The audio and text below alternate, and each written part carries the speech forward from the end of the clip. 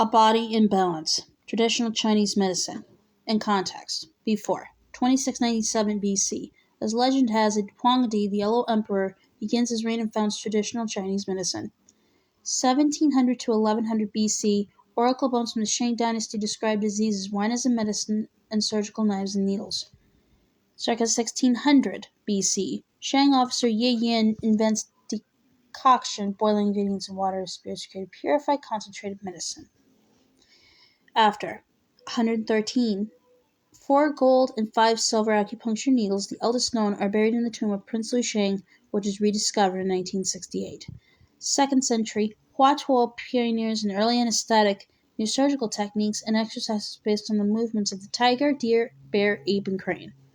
1929. As Western influence increases, China's Ministry of Health tries to ban acupuncture and other forms of traditional Chinese medicine. 1950s. Chairman Mao Zedong promotes traditional Chinese medicine and established acupuncture research institutes across China. 2018. The World Health Organization includes traditional Chinese medicine in its 11th International Classification of Diseases.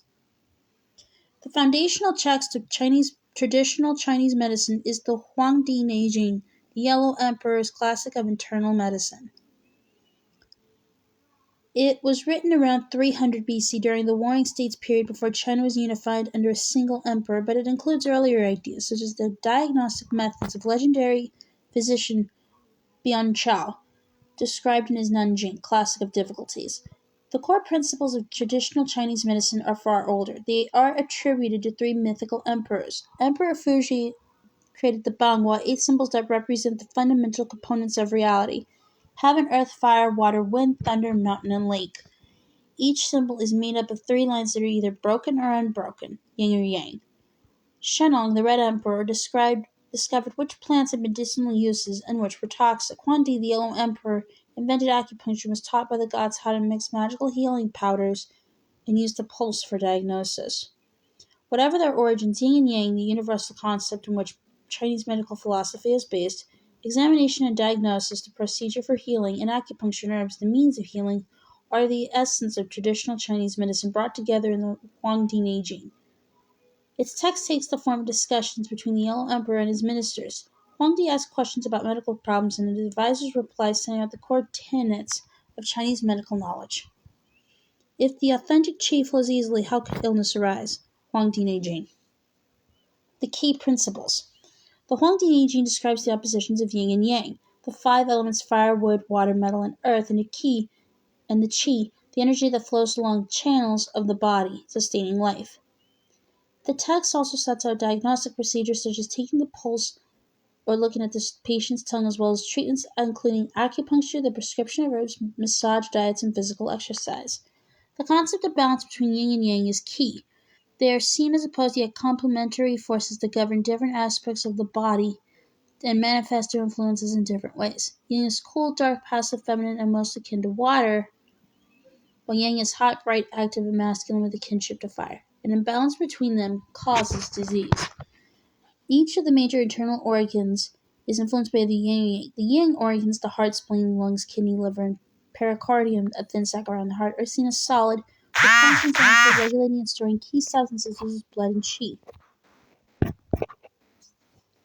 The yang organs, the small intestine, large intestine, gallbladder, stomach, and urinary bladder, are considered hollow. Their function is to digest nutrients and eliminate waste. The 5 elements interacting in a system called wujing each correspond with the yin and yang organ: fire to the heart, small intestine, water to the kidney, bladder, wood to the liver, gallbladder, metal to the lungs, large intestine, and earth to the spleen and stomach. Interactions between the elements create a dynamic self-adjusting cycle of Shen, generating or nurturing, Ke controlling, Cheng overacting, and Wu rebelling.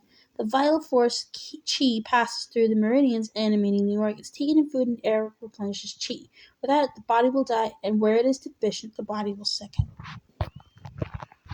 Diagnosing disease. Traditional Chinese medicine aims to identify and correct imbalances in the body's yin and yang, wujing, and qi.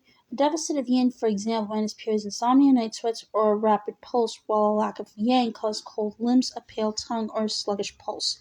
At a basic level, 8 diagnostic principles help identify the complex patterns of disharmony.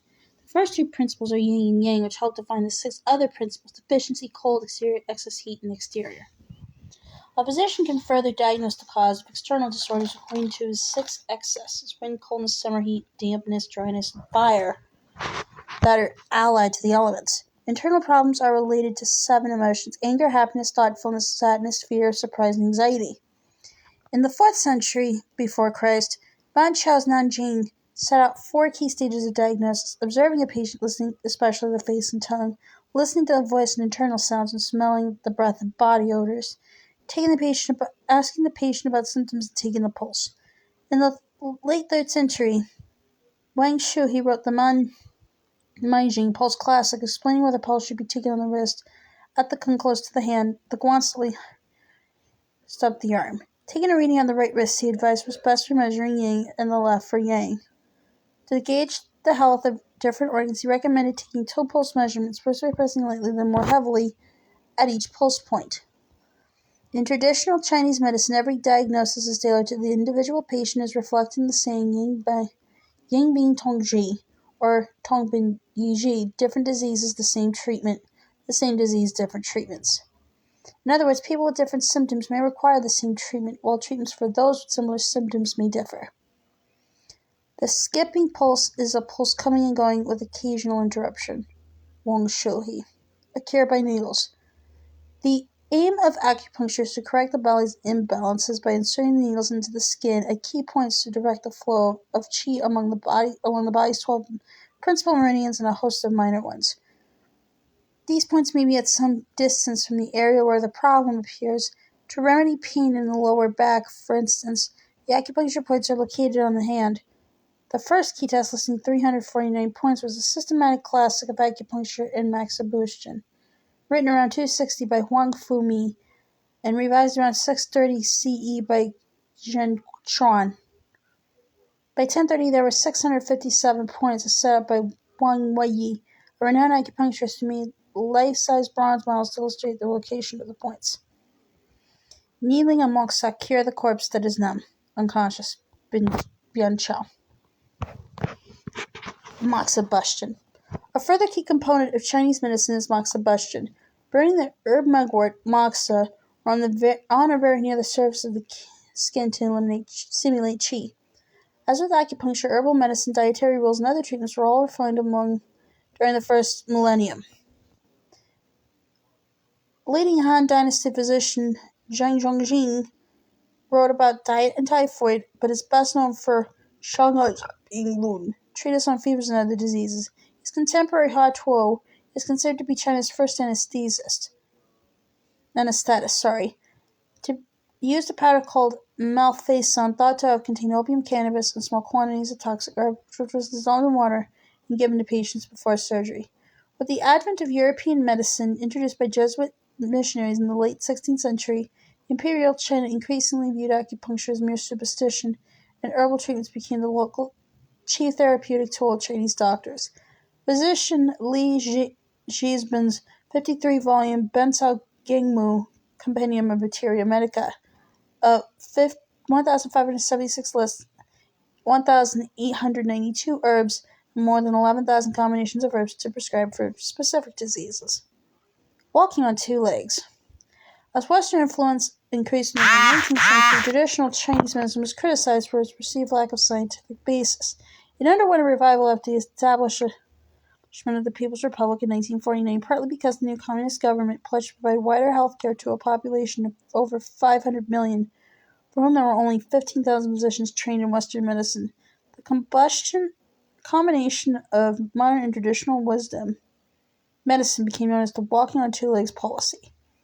While scientists still point out the lack of clinical evidence for its efficacy, traditional Chinese medicine is thriving today. Acupuncture is widely used to treat pain, and the inclusion of TCM in a 2018 World Health Organization Diagnostic Compendium looks set to further boost its influence. Bian Chao.